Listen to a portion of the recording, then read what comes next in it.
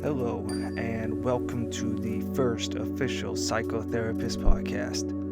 I am your host/psycho, Malcom Clancy, and I got with me my co-host/therapist, Dr. Bob.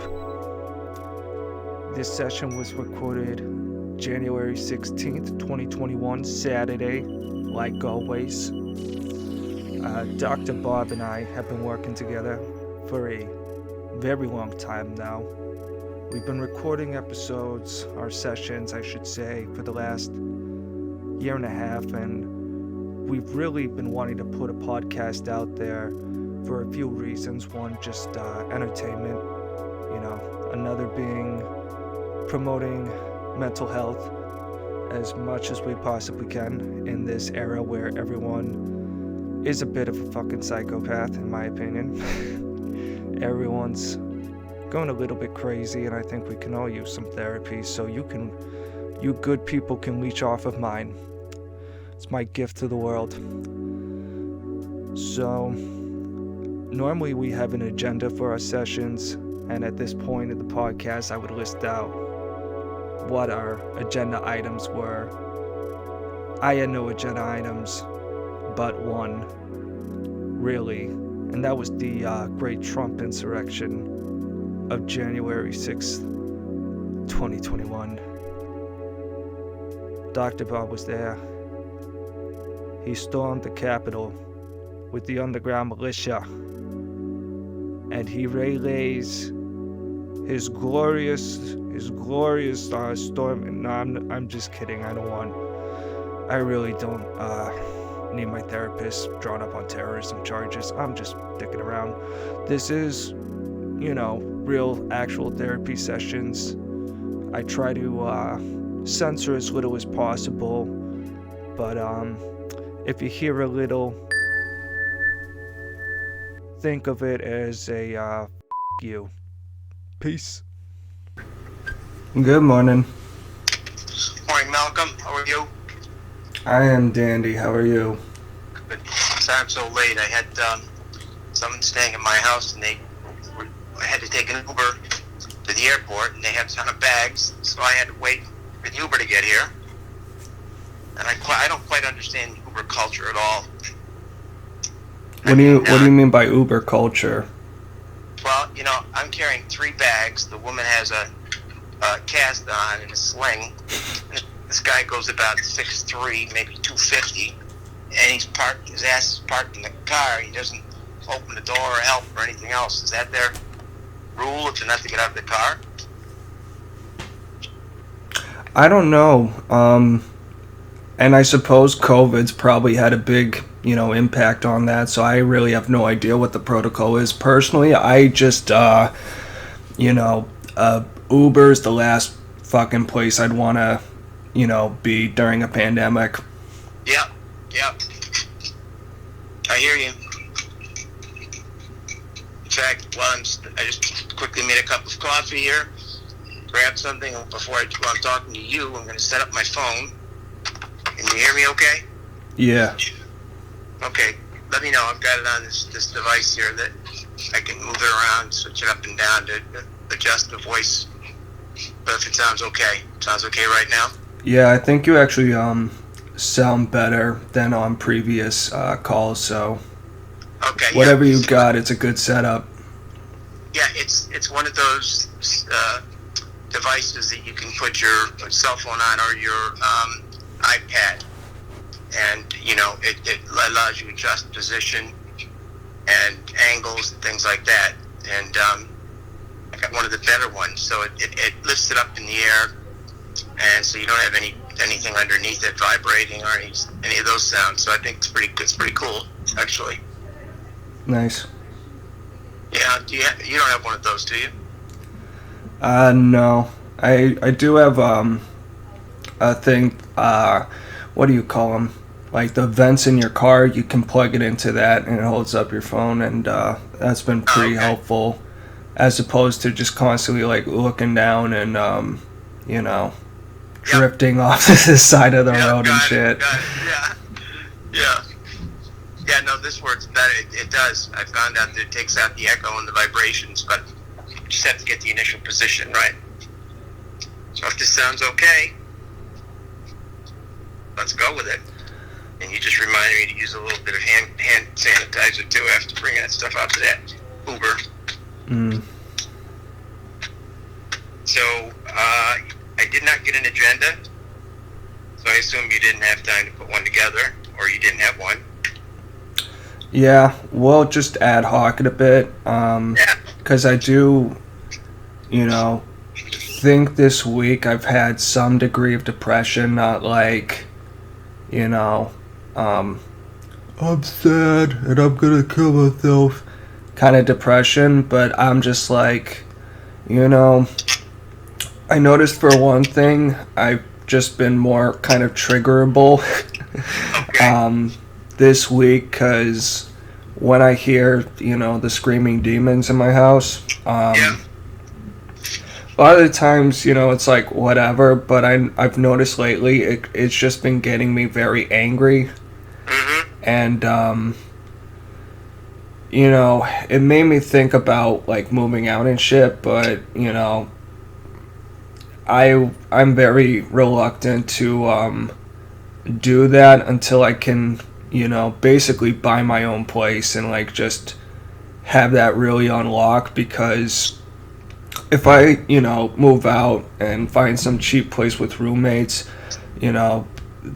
they might have similar fucking problems, or at the very least, I basically might be moving in next door, to a clone of that family. You just never really know, so. No, it's kind of like the devil, Yeah. But I mean, the thing is, I talked to your mother yesterday, had a session with her for the first time in a long time, and she, couldn't be happier with you being there and with your contributions. And so, I mean, you're in good standing there. So, that certainly bodes well for you to not feel like there's anything on their end. They're happy to have you there. Yeah, I'm not worried about overstaying my welcome. Right. No, that's not the issue at all. So, I mean, you got that going for you. But is it basically, two things. Give me a rating. Give me a number, on our SUD scale here. Subjective units of distress. I don't know. It's hard to say. I guess I would put myself more in a middle, like maybe a 6 or something, because, on the one hand, like, the last 2 weeks I haven't done any, like, fucking Python at all. But on the other end, I got drunk last night and the night before.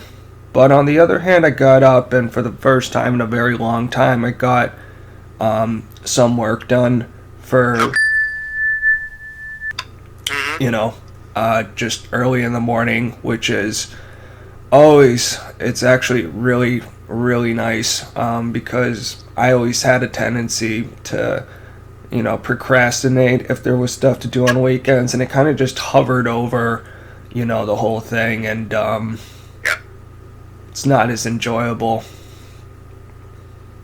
You know what I mean? It's true what everybody writes about and talks about, that, you get your stuff done in the morning, the earlier the better, get it out of the way, for all kinds of reasons it works out better.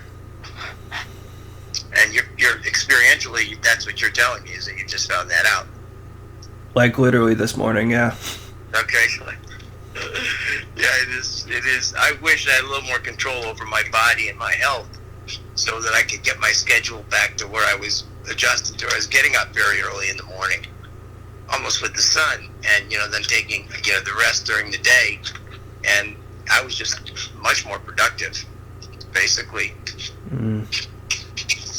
But so 6, and you don't think, when you say you're not clinically distressed, and you made some reference to you're not going to be throwing a rope around your neck or anything like that. Not yet. Okay. Honestly, I want to go out with someone, with the state putting a rope around my neck, quite frankly. But yeah, like, it's just been it's been more of a not. Well, let me take a step back, because we didn't speak last week, because the week before this, it was just work from dawn to dusk. Okay, the week before. Yeah, like every day, basically. And I got what I needed to done, and it all worked out better than I thought it, than I was afraid it might. But it was still a lot of work and a bit stressful, and it kind of disrupted, I guess, my patterns a bit, because I consciously made the decision to just not even really try Python, just because, it's one, because I tried a little bit, and it's one thing to try to, get into it and learn something after a regular day at work, but like when, you've been going for like 12 hours and you have to do the regular chores and shit on top of it. When I get to sitting down in front of it, I was just like, my brain's really not with it right now. I just don't feel like I'm in, a good spot to actually learn this shit in this mindset, And what time of day would that be? Or night? I mean, that was after work, because I would get up early and just go straight to, get my Dunkins, and then just, crack the work computer open, and, because it was one of those things where I was going to bed thinking about work, you know what I mean? Like, shit, I gotta get up early and, get on this and fix that and make sure all these ducks are in a row and etc. So that's kind of an old thing that you haven't been experiencing that for a while, going to bed with work on your mind. Yeah, not to that degree at all. For a while, but I'm in a much better spot this week, and could real take it a bit more easy, which was good, because also early this week I had like food poisoning for a day. And really, yeah. How did you get that? I assumed Dunkin' Donuts. Really? Yep, I had a breakfast, what is it called? Bacon, egg, and cheese. Okay. Sammy, and it just started an onset of diarrhea. And in the midst of it all, I was like, oh great, I've got to throw up too. Yeah, that sounds like food poisoning. Did it go away? Yeah, it got out of my system, but I was just like, It was bacon, egg, and cheese? And it was crazy, because I swear to God, it was cooked to perfection. Like, you get some where, the bacon's fucking floppy and barely cooked or whatever, but this was like, perfection. And it made me fucking sick, but maybe it was the coffee, I don't know. Yeah, it could have been. For real. Who knows? Or it could have been none of that, Yeah, because I also remember just like gorging myself the night before, so, and a lot of junk too, so maybe that was just, the last straw or whatever. Okay, we're not recording, are we, right now? Oh, we are. Oh, yeah, okay. Did these background noises I'm putting, like I'm drinking coffee and cutting up a muffin, are they disruptive at all? No, it's you're pretty good as far as that. I'm actually much worse on my end, because right now the fucking printer's going off, and I doubt you can even hear it. But when I send you the tape, you'll be like, "Oh, this fucking shit." yeah, I can't. So the night before, what were you gorging on? What kind of food? Oh, just junk, ice cream, chips, horse shit, basically. Yeah. How do you handle dairy? Do you think you've got an okay system for dairy? I mean, I have Greek yogurt like almost every day, so. Okay. Yeah, I think I handle it pretty well. Yeah, I also have Greek yogurt. That's about the only dairy I have, other than cream in my coffee. And I can't handle like a lot of ice cream and stuff like that. I can handle a little gelato. I don't think gelato is I don't know what the hell gelato is. Isn't it supposed to be like twice as much like sugar and stuff? Oh yeah, but I don't know what in terms of dairy. I don't believe it's a dairy product. I'm not sure. Mind blown, broken. I don't even know how to interpret that. If it's not dairy, what is it, bro? Yeah. What is this? So you mentioned getting drunk 2 nights in a row. Did you mention that for a reason? I don't know. Just it's disruptive and kind of just a bit off kilter, and you know, it's kind of weird because both nights it put me in like a angry, you know, drunk monkey state where I just wanted to sort of blast heavy metal and throw glass objects at walls, but I managed to be pretty like mindful both times, in the sense that, you know, the first time it got to midnight and, you know, I was still kind of craving like one more beer, one more blunt, you know, whatever. But then my brain was kind of like, dude, it's midnight. What is that really going to do for you at this point? You know, Right. You still got work tomorrow, so just get the fuck up. So, and then last night I got drunker and, you know, similar mind state where, you know, just kind of angry a bit. Not like, explosive crazy shit, but you know, just a little bit of the Irish coming out, and you know, last night I got to a point where I was like, damn doggy, I could go for another freaking 12 pack right now. Like I could, you know, it's like 10 o'clock. I've been going at it since like 5:30 basically, and I want to go to the store, and you know, I was really kind of in my mind like a little bit dead set on it. Like I got my wallet, you know, I was looking for the keys, but I just really kind of stopped myself at that point, because I mean, I have no moral qualms about driving drunk because I've driven much drunker. So you got to know yourself, but basically it was probably not an accident that you couldn't find your keys. I believe in these, you know, sort of no accidents in the universe kind of thing. How long did it take you to find them? I still can't find them, so you might be right, because something in my brain might have said that too, and yeah. Either that or, you know, more spiritual, you know, explanation is somebody's watching out for you, kid, you know? Yeah, because your guardian angel. Yeah, because I just, at the end of the day, I'm just like, it's just not going to be worth it. Let's just smoke another bowl and try to chill out, because we're not actually going to be going out and breaking shit tonight, so. Right.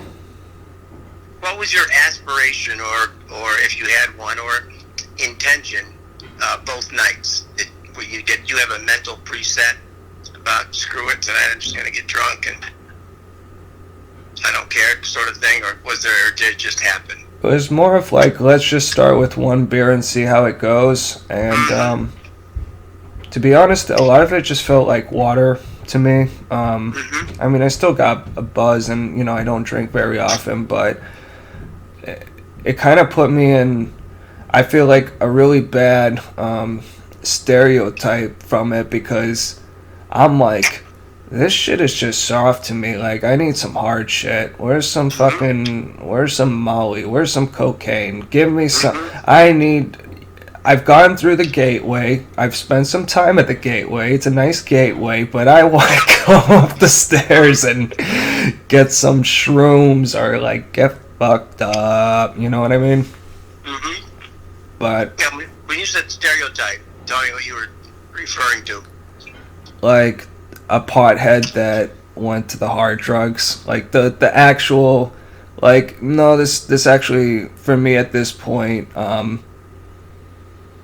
is starting to feel like it, just because I'm not quite getting the buzz that I used to off pot, and you know me, I want to experience DMT and all that kind of shit, but one thing at a time.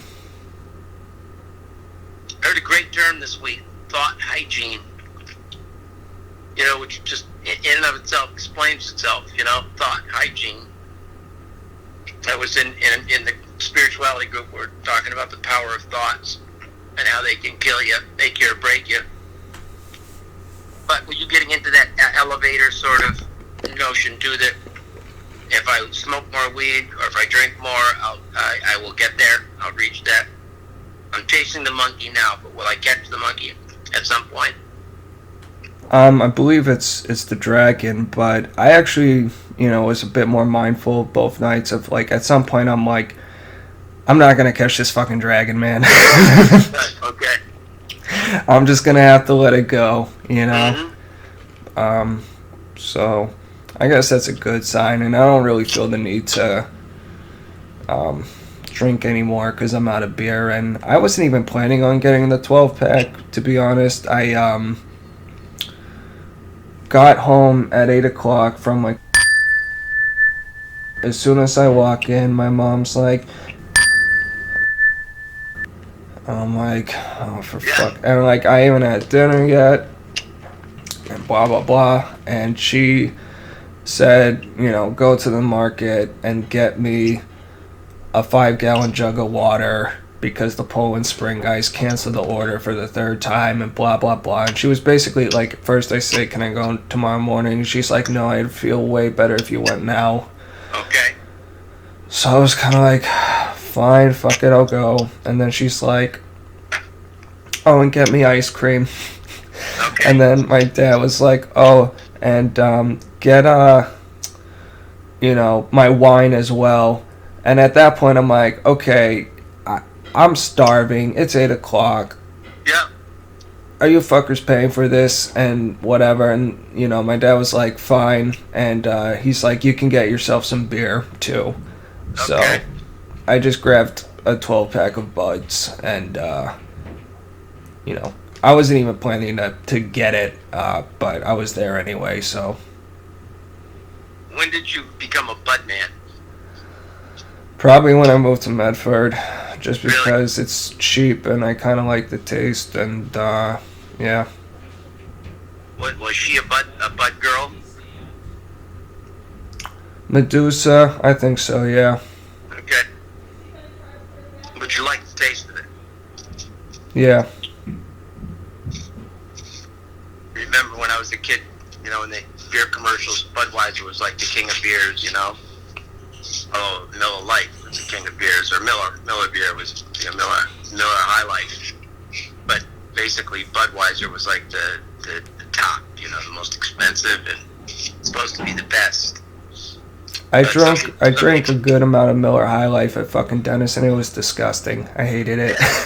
Not Miller Lite, Miller High Life, right? Yeah, Miller High Life. Oh yeah, Miller Lite's okay. I like Miller Lite, but Miller High Life, no, never really got into it. Yeah. But getting back to my question about, so you didn't really have a preset in your mind about which way you were going to go. Like, tonight I'm really just going to get drunk as hell, and it just sort of happened. Yeah, it was more spontaneous. Okay. But you did hit a point where you were questioning whether it wasn't doing the trick. And so what else can I do? And that's when you were thinking about, do I go to some hard stuff, or what you call it, the Irish thinking? I referenced earlier a bit of the Irish coming out, and all that meant was that I'm angry because I drink, and I drink because I'm angry. Yeah. And I just feel like, I don't know, just like I said before, throwing glass objects at walls and blasting heavy metal sounded like it would really do the trick. Yep. But you didn't do that. No. So what did you do instead? I'll probably play video games or some shit. Okay. Listen to podcasts. I bought some new Dan Carlin. So, You did? Okay. yeah, I've been diving into that. So they're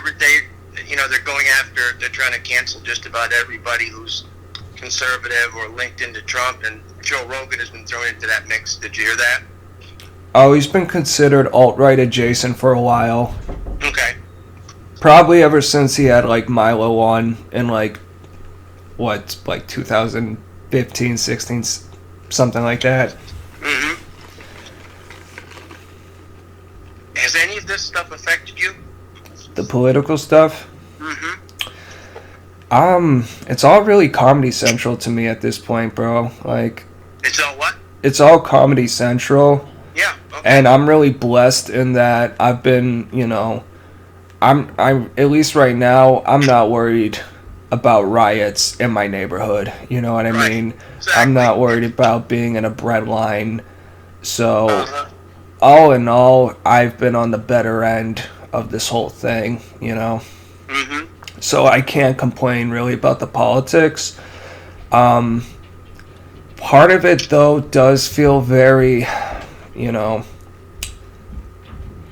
I try to be level-headed and good-humored about all this shit, you know, and I kind of joke when I say we're all going to the gulags, but I just can't help but notice, like CNN, for example, is on a lot of my house, and just the rhetoric has really been ramped up, Oh yeah.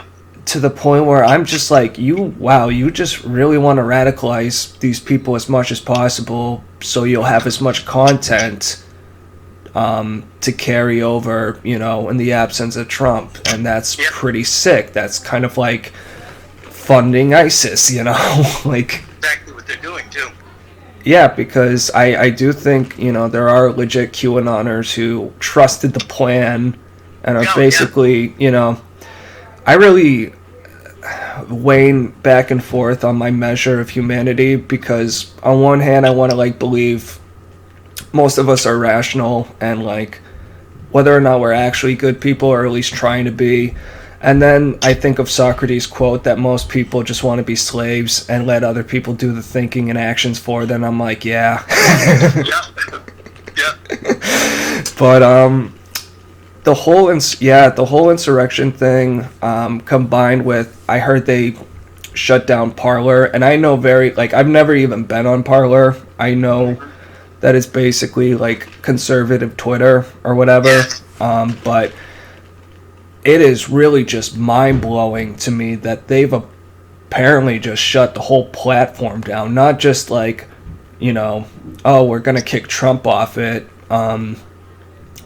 which I feel a way about, but, you know, just literally taking out the entire platform, that is just some straight up, like, we're China, is that what we are, you know, like, that, where it's like not the government, but the sort of fusion of tech companies and government, like, can just take down, you know, just literally take a giant boot and just stomp on the market, and that is really, I mean, I haven't looked into it that deeply, and I'm not like obsessing over it at all, but stuff like that, I think just this whole, I think we're really entering a new era, you know, and it's very kind of Empire Strikes Back, and maybe it'll all work out, but there are things directionally where I'm like, God, I'm gonna wake up and I'm not going to be able to enter a grocery store because my social credit is too low because I'm a fucking weirdo hermit with, you know, whatever, and, yeah. It is very, very Orwellian, and I think the term, people overuse that term, but it really is. And the control of the media and, you know, cancel culture is, I mean, it's incredible that you can, you know, the attempts to, you know, now the people, they want Harvard degrees taken back from those people associated with Trump. They're just so far out. The thinking is just so far out that people can actually think that you can control people's lives this way and that you have total control over it. And I can't believe that there are that many people that actually think that way. That, you know, don't get mad, you know, just get even kind of thing. It's more than just getting even. It's very evil. You know, it really is sort of, it is evil in the sense that, you know, it's just totally vindictive because, you know, for me, this whole thing is like, let's just start with Alex Jones because in some ways, some people would argue he's kind of was the first big domino as far as censorship and shit. I'll say that I can totally understand why a rational person should think Alex Jones should be banned off social media. And, you know, for me that, you know, I'm not a huge fan of that, but if he did something like Docs, or like, there is that quote with the "get your battle rifles" that is very very jarring and shit, and very like freaked people out. So like, in my mind, it's one thing to kick him off social media, but he can still keep Infowars.com, so it's not like he's totally silenced, and he can still put out content and shit. But this idea that you can unperson someone, that you can ban them from all services, that you can't get an Uber, if you're Alex Jones, that you can't, like, I am sorry, but all this shit is just, you don't do this shit to murderers, bro. Like, you can get out of, you can kill someone, spend 25 years in jail, get out, and start a business if you really have your shit together. Like, I don't see how preventing these services and all this stuff does anything except radicalize people. Yeah, I think it's by pushing them further away from society and, driving them underground. And I really think the media wants to put as much fuel on like this domestic terrorism thing as much as they possibly can. Yeah, they're calling out the militia, and you saw the militia for the first time during those riots.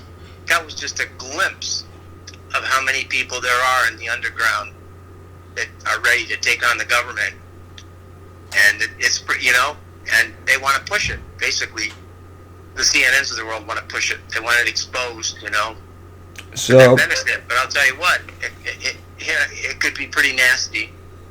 And there's enough of the militia who are prepared and armed and ready to go and ready to sacrifice their lives.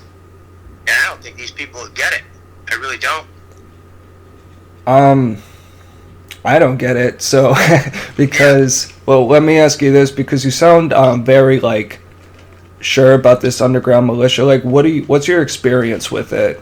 Because I haven't really heard that term that much, of like an underground militia. Like, of course there's anti-government movements and stuff, but what's your perspective on that? Well, part of it is my travels through upstate New York and northern Pennsylvania. I've seen it. I've seen it with my own eyes. Yeah. People who'd be considered dumb rednecks, but really have a doctorate, from a great college, but believe, that the government, is out to screw them, and basically when they see that Trump is getting screwed, it's just cranking them up a notch, and they're very well organized. I mean, they're not the KKK, they're not racist, it's not that at all, but they exist, and they're armed. I mean, they're well armed, and I just think that they've been out there, and then there've been examples of where they've just shown their faces a little bit, like a guy who had trouble with the government somewhere out in the Dakotas, or over some property, some land. The guy who had the fuck BLM shirt, but BLM stood for like Bureau of Land Management. Yeah. Yeah. Had land, and the government was screwing around with it. He was a cowpoke, and he stood his ground, and the federal marshals, this was just a couple of years ago, couldn't get him to back down, but they, there were buses from, Maine, New Hampshire, places like that got out there as fast as they could, with armed, they didn't show a lot of it on TV, but there were dozens of armed people willing to support this guy. We'll fight the government with you, they don't have any right to take your land. And I think that exists to a greater extent than most people realize. Yeah. I think they're poking the bear, is what I'm saying, I guess. Yeah, and I see it. First off, let me do this, Bob. Mm-hmm. I'm stopping the recording right now. Okay. And we're back. But and I'll eat my coffee, okay? Yeah. But to build on, what you're saying, I think it's a very double-edged sword. I think, on the one hand, it's a real sign of fucking freedom, against tyranny, that you can even, like, plausibly have this to begin with. And then, of course, the other side of the sword is that it can actually turn into domestic terrorism, and, like, right. Can get really ugly, and the thing is with the insurrection, I I don't call it an insurrection. I'm totally comfortable calling it a riot. You know, if you can't break through police barricades and all that shit, but just how much they just want it to be like the apocalypse. I'm like, part of it just feels so. Here's me with my real tinfoil hat on, Bob. I think, and my theory is that they cornered Trump, that, you know, his presidency is going to end. He has, I don't know much about it, but he has all these like charges on like a state court level that he can't, you know, even theoretically pardon himself from. So I feel like, you know, the left, the establishment, the media, and probably McConnell, you know, and those high-ranking Republicans, because they were, you know, eager to throw Trump off the bus, you know, over this, kind of wanted this whole event to happen. Oh, yeah. And, you know, I use the term false flag not in the sense of, like, all those people were actors, but false flag in the sense that it was an organic thing that was allowed to fester and happen. And for a while, I couldn't understand why QAnon, for example, even existed. Like, because it is, I think, rooted in an actual deep state official who leaked like a few little interesting tidbits here and there that were actually true, but that was just so they could bait people with reality and then brainwash them with lies, basically. And, you know, for a while, I'm like, what's the fucking point? And I think they've just, having a visual of a bunch of right-wingers storming the Capitol is just the perfect event that they've always wanted to say, look how right we are, look how Nazi-ish and power-grabby these people are. By the way, they're all racist, and, you know, look what happens when we let conspiracy theories and the internet, you know, run wild, and this is why we need to crack down and censor. And it's just too perfect, and as far as being like a 9/11-ish event where they can introduce really paradigm-shifting fucking, you know, power grabs. Like, you know, it'll be like when I say new era, it feels like Patriot Act on fucking, like, you know, steroids and shit, and like the, you know, the parlor shit and all that. So I do have a lot of concerns, but at the same time, you know, when I just see all the hypocrisy in the media, I just smile and laugh. Like, when I love how much CNN just loves the police right now. You know what I mean? Yeah. It's hilarious. Like, but I could go on and on, but yeah, you know what I'm getting at. Yeah, you used the word perfect. And I just wanted, are you recording now? Yeah. Okay, state that you and I are not politically inclined toward either the right or the left, that we are having this discussion for purposes of discussion only for a podcast. So I'm saying that in case I am being monitored by the military. This call could be. So just want to be clear about that, so that we're basically just presenting ourselves as podcasters, having an open discussion.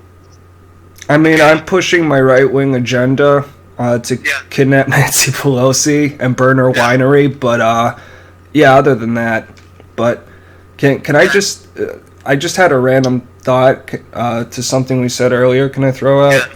Yeah, sure. Going back to the unpersoning thing and how vindictive and evil it is, you know, it reminds me very much of just something I've been learning recently from the Roman Republic days, where there was a guy named Gaius Marius who was, you know, a populares, so, you know, a man of the people. There, you know, aristocracy didn't really like him, etc., etc. But his enemies didn't just, you know, it wasn't enough to, when he was dead and out of the way, they had to basically rob his grave, bury up all the bones, crush him, and throw him into a river.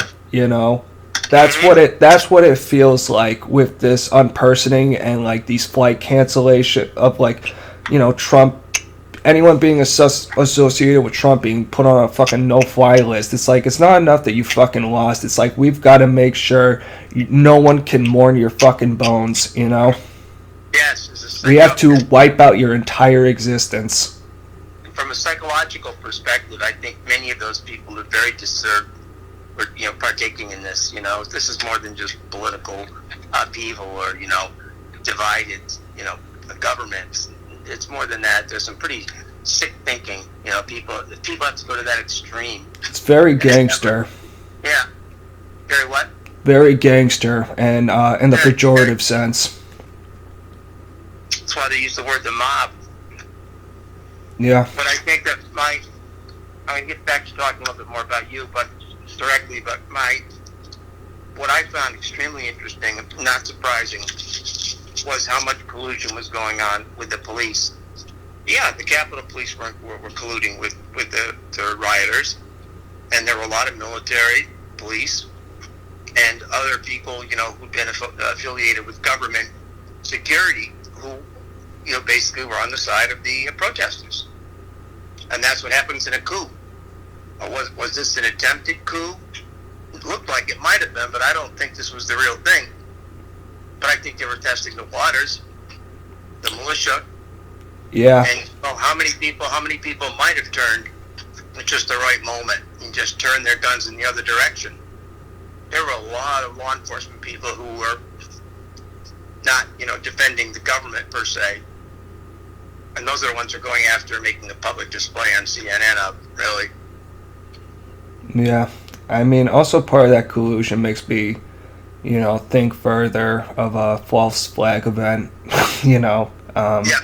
It's like, I feel like if they really wanted to, they could have kept, that crowd at, like, why is 30 guys fending off, 15 fucking thousand, or whatever.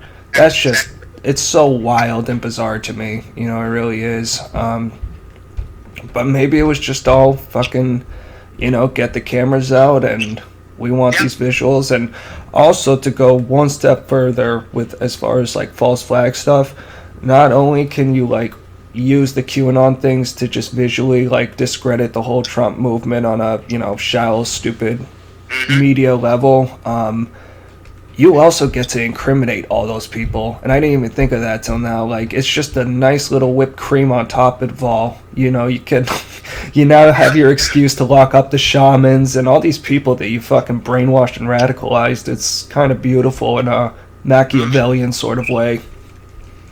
It is. Yeah, and that's exactly what it is. Damn. It's interesting, isn't it? Yeah. It'll be interesting to see what happens on the inauguration day, although I don't think that's a day when you'll see any major activity. But the other thing I can also say just briefly is that the military is aware of this, has been aware of this for a long time. And if they really wanted to clamp down, on those protesters, they would have clamped down. It would have been done a long time ago. They kind of turned a blind eye, you know what I mean? Yeah, I mean, there was, again, part of why I think false flag is just, the news says there was a lot of open chatter on the internet about all these things, so it's not like, these guys were meeting in a basement and they left all their cell phones at the door, Mm-hmm. Yep, exactly. I remember when I was, quote, in college, a demonstrator, protester, and being on the Cambridge Common and not realizing there were heavies in my group. I thought we were just SDS regulars, just shouting out, anti-war stuff. And there were very, very heavy-duty people there, and we were on the Cambridge Common protesting, and there were a lot of Hare Krishna people not far away. And I saw two people from our group go over and talk to two of the Hare Krishna people, and I thought, well, this is bizarre. And then I realized, I was told afterwards that the Hare Krishna people were really just in disguise as Hare Krishna people, that they were really part of the movement group that I was with. And I said, wow, that's incredible. This is like 1969. They were undercover. hiding their identities. I mean, yeah. I mean, that's another factor with a crowd that huge is, I think it's really fucking stupid, divisive, and irresponsible to just say, oh, it was all Antifa, but Yeah. it's interesting to me because I heard that usually Antifa is very much like active and vocal on social media. If like they're gonna show up as a counter protest, it's like, okay, we're gonna be there. And apparently, from what I heard, that really didn't happen this time with this insurrection, which you really thought it would have. And I can see two possibilities for that. You know, one, they're really going all out on the infiltration thing because all you have to do is just show up with a MAGA hat. No one's gonna, you know, watching on TV gonna be able to tell the difference. But on the other hand, it could have just been as simple as, you know what, they may have gotten together and said, you know, this really might be their mistake. Let's just have total plausible deniability and let our enemies, you know, make a mistake, basically. Right. Possible, but I don't know. Maybe both, I don't know. Because Antifa's not one, you know, centralized organization either, so there may have been different cells with different approaches. Yeah, then that's the problem is, you know, internally there's so many subsets that it's really hard to follow. Yeah, and that includes on the right too, like how many of those people were actually there with wire handcuffs to kidnap, like that's a scary fucking thing, but you know, that definitely wasn't everyone in the crowd at all, you know, No, like a lot of those people just kind of like, were like, oh shit, we're in the Capitol building now, and they're kind of just taking selfies and stumbling around and totally unaware of the terrorism charges they're bringing onto themselves. Well, the thing that smelled like bad fish to me was when you saw the pictures of them walking in, staying inside the velvet ropes. So something's wrong with this picture. I You don't. just crashed into the Capitol building, and you're following the rules and staying inside the ropes. It was just bizarre. I don't know. Yeah, I don't recall seeing any clips with velvet ropes, but I heard they were like smoking weed in there, and Yeah. you know, maybe taking photos of some fancy paintings and shit. I don't know. I wasn't. Yeah, that's I was photos there, of- but I was too drunk to remember anything. They show people, you know, are actually following, like, stay in line, you know, stay between lines here. So weird. Let's keep a line. You know, if you just busted through, you know, knocked down the doors and walls and windows. Just like punched a bunch of cops and shit and maced them. Form a line like in Disneyland, you know. Okay, we'll get in line now. Yeah, Just didn't seem right. Let me take a big, hard left turn, okay? sure. I saw the Flint thing on the news the other night. Did you see that at all? I've seen headlines, but I actually haven't really read much of the materials, though I am going to get into them soon because there's apparently all these indictments and stuff, and some people are, you know, pissed that I guess Snyders brought up on misdemeanors, but I'm really not. I'm not as in an expert position to speak on that as you might think. Okay, but you're certainly been working on it, though. Yeah, I'm aware of it. On some level, you're aware of it. Who are the Snyders? So Governor Snyder was the current governor of Michigan is Gretchen Whitmer. Yeah, Snyder was the Yep. Snyder was the Republican a Republican governor who came before her, and Okay. I can't recall his exact, you know, years of reign, but I want to say something like 2012 to 18, something like that. Okay. And yeah, I mean, it hasn't really been the focus on as far as my personal work on the case, but yeah, I don't know how much I would just blame Snyder for everything, but Mm-hmm. I mean, the thing is, there's just a lot of levels to it, and you know, a lot of things go wrong on a lot of different levels, so I just never feel comfortable pinning everything on one person for a disaster. Right. Unless we're Okay. talking about like Hitler and World War II, in which case still you have all your, you know, collaborators and appeasers sure. and shit. So, they did make some charges. There were some charges, and some people were charged with something. I don't know who they were. I don't know about the intricacies of the case. But it has been in the news, so I wondered if you had been extra busy or having to do extra work. Yeah, not related to that specifically, but it's something I actually will have to do a little work on already. And, I'll probably have, I could look into it and have a lot more to say next week on it. Okay. Because I would imagine if you're taking people to court, there's going to be a lot of document prep and stuff like that, huh? Yeah, I mean, my whole life is experts, and that's just going to be my role, I think, until the day I die, so... What? Is that expert? Managing the experts Managing the experts, okay. That our firm hired, and tracking all their deposition dates and their materials, and, helping them with requests and projects, and... I mean, that's literally been my life for, the last year and a half. Yep. Yeah, I'm not laughing.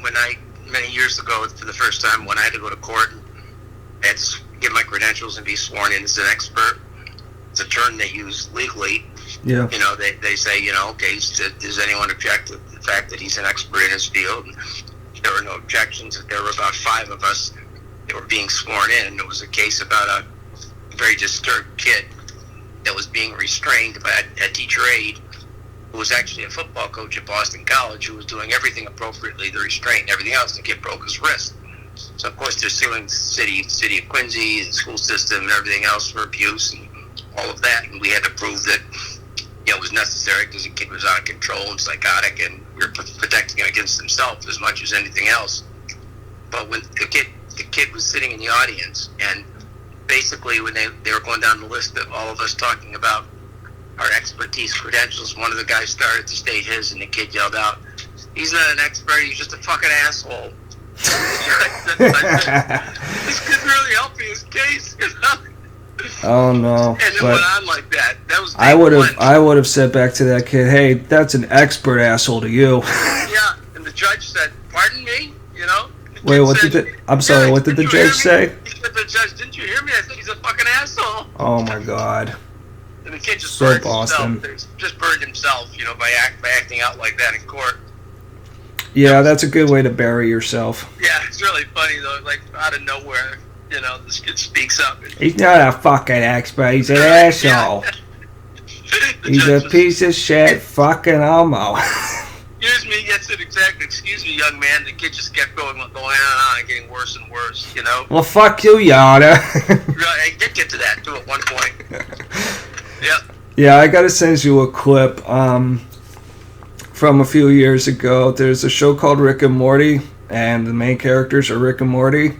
And someone took their voices or whatever and made a clip of an actual transcript from a Georgia court where oh man, it got really went really south. The guy on the stand is like, "Yeah, this my public defender tried to molest me, so I want a new one." And it's just like, "Fuck you, Your Honor." He's like, "I'm giving you 10 years for every word you say. Fuck you, 10 more years. Fuck you, 100 years. Fuck you, forever." Like the guy that wants the Tom Cruise character, Al Pacino. You're on the line. This whole court's on the line. Everybody's on the line. Oh yeah, this is kangaroo court. Yeah, great. Listen, let me ask you, that was an amazing, 2 weeks ago we talked, the setup you had done for your organizational stuff. Are you able to stay with it? Not so much, which is why I'm kind of more at a 6, but, Okay. I feel like, I could get it done today, and I've already started, so we'll just see.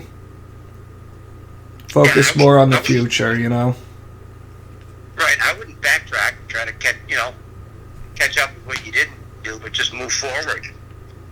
Take an assessment of where you are right now, and then just kind of move forward.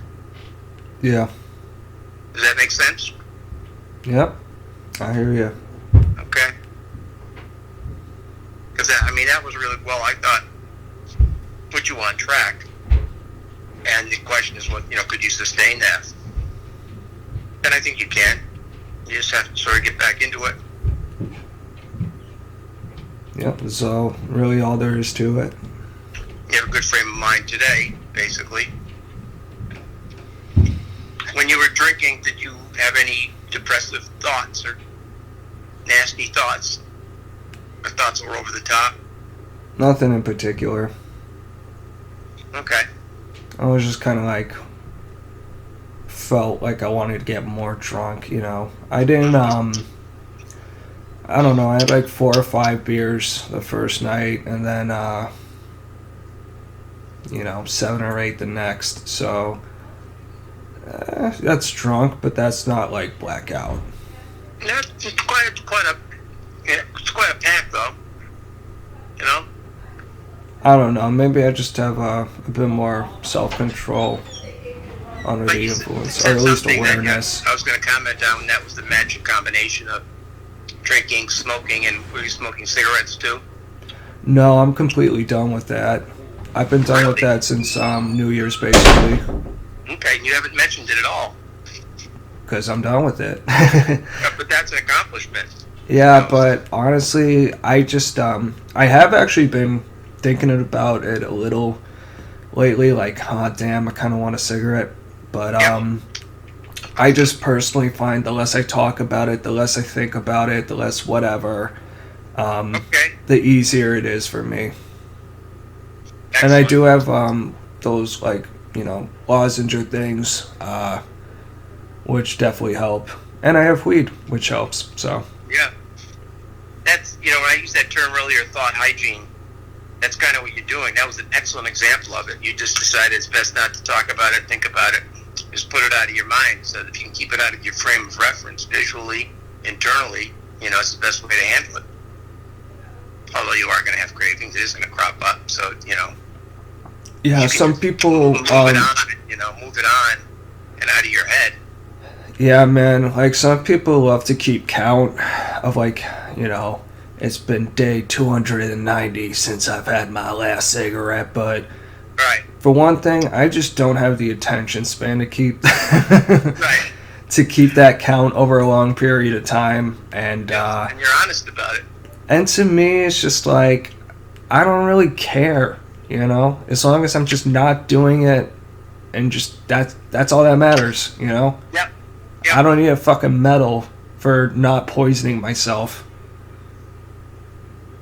And that's an issue some people have with AA, using the medals and the reinforcement stuff, very Skinnerian, the whole positive reinforcement model, but a lot of people don't like that. I'm sorry, the word you use, Skinnerian? Yeah, as in B.F. Skinner. Oh, okay. The psychologist who invented behaviorism or developed it or whatever. The whole concept of, positive reinforcement and using, the behavior, focusing on the behavior, and, using reinforcement as a way to change behavior, positive or negative. And have you heard of him at all?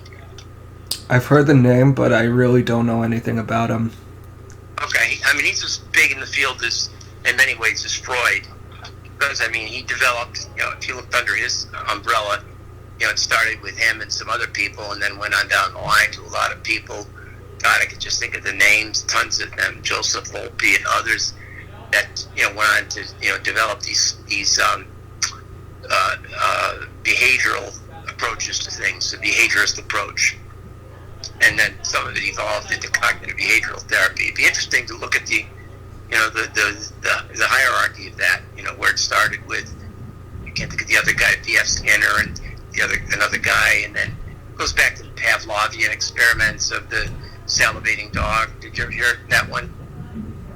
The dog hears a bell and salivates. They pair. Yeah. They pair it with with like meat or something, and then they ring the bell when the dog eats the meat, and then they take the meat away and they ring the bell, and the dog still salivates. That came out of Pavlov, out of Russia. And Skinner just built on those concepts. Yeah, I actually thought it was what you were initially talking about were Pavlov dogs, but I guess that was the foundation of it. Interesting. Yeah, it really was. And Skinner just built on that in a more elaborate way. And when I took a psych course, I remember one of the first ones I took, the guy was boring as hell, and it was a lab class, and he got up in front of the lecturer, and he said, Sigmund Freud was not a rat psychologist. We're not going to talk about Sigmund Freud. That's going to be a great course. We're going to talk about rats. P.F. Skinner. I said, okay, here we go. Yeah, Jordan Peterson likes rats. Yeah. Does he talk about them? In a Skinnerian sense? I'm not informed enough to really say if he's working in that framework or not, but he definitely likes talking about rat behavior. And, I mean, all sorts of different things from, like, you know, positive and negative reinforcement and giving rats cocaine and, you know, how they wrestle and social interactions, because, you know, if a bigger rat doesn't let a smaller rat win like 30% of the time, they just won't play anymore, shit like that. Okay, he spent his time in the lab then. Yeah, really. Yeah. If you're doing experiments in psychology, generally you have to. You know, rats are the best to start out with. You know, especially the ones that they literally raise. You know, have bigger brains than most rats, and the way they modify their genetics, they're good to do experiments with. But listen, I have to finish here. But did you see my little comment on AOC? Yeah, and my response is you can keep that list because I want no part of it. But so what were those terms you used? Because at least one of them I just had no idea what it meant. Oh, I don't even. One was, these are literally terms she used last week in her discussion, her theories about government. I don't even remember them. One was, that really cracked me up, was media literacy.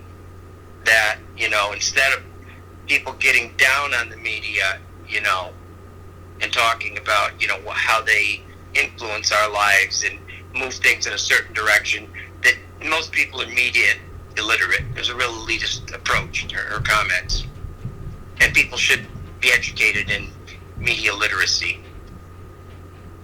That's her thinking. How you do it, I don't know, but... Well, I mean, I think there's something to... I try to stay... As much as I bash the media, I do try to stay level-headed in the sense that I don't, you know... I mean, I'm kind of past my days of, like, going through articles all day and shit, but... Yeah. I don't try to prejudge something based off the brand. So if the New York Times put out something, I'll just read the article before I decide whether or not it's total shit. But you know what I mean? Because there are still, I think, some real journalists who, you know, can do some work. But and also there's, you know, with alt media, as much as I like alt media, you know, there are just different parameters and like different. You know, I think when it's more independent, you have less consequences for, you know, certain things. But that's a whole big theoretical argument. But yeah, just most of the media is just full of shit, though. Yeah, I agree. And the other term she used was, in passing, she used it. It was a put down of of Trump's. The way that Trump was handling security or something like that. She called it security theater. That was the one that baffled me, yeah. And she didn't, there was no expansion on her thinking on that. It was a passing comment that she made. It was a put down. She did it in a way that you knew it was a put down, though. Well, I suppose that just means that, you know, kind of like the straw man thing where it's like you only threw a few guards in here just so you could pretend that you were overwhelmed, but right, exactly. That's her argument, right. I think. Yep, and I think that I'm going to adopt the same policy that you have, and that's just to be entertained by all of this, because it is going to be very entertaining, all of it. Even what goes on within the Democratic Party is going to be very entertaining. Oh yeah, it'll be some interesting times, you know. Trump may be on his way out, but shit's still gonna be crazy, you know. He'll be gone, but not forgotten. That's for sure. Until they fucking throw his bones in the river. There's no other way he was gonna go out, though. You know, it had to be scorched earth, really. No, yeah, like I totally, for a long time I've been very much over the idea of him actually seriously, you know, refusing to leave and doing a power grab and trying a military fucking, a real fucking coup, not just like, hey, let's protest this certification vote, and even if we break it up today, it's not like they can't just redo it tomorrow. Yep. Yeah. Yep. Yep. Well, listen, I gotta roll, okay? Alright, I'll talk to you later, Bob. Keep me posted. I liked your recording. The last recording you did was good. Is that publicly available, or do you have to? Anything. I actually was freaking out before because I thought I lost all our previous tapes, but I actually just dragged the folder into another without realizing it. Okay.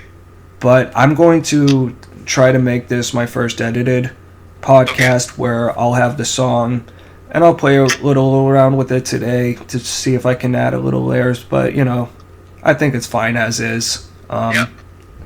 And I want to try to do an opening monologue, just to talk about what we talked about basically, and throw in a few censorship chimes, and yeah, that's about it. And I'll send you like the raw tape and the edited one so you can like see the difference. Sounds good. Do it when you have time, though. You've got other priorities too. I mean, it's on my goals list, man. Okay. Good talking with you. Alright. Malcom, okay? Oh, you motherfucker, you... I'm gonna have to censor that now. Yep, okay, you can edit that out. Yeah. I'll talk to you next week, okay? Alright, talk to you later, Bob. Yeah, right. Bye. Bye.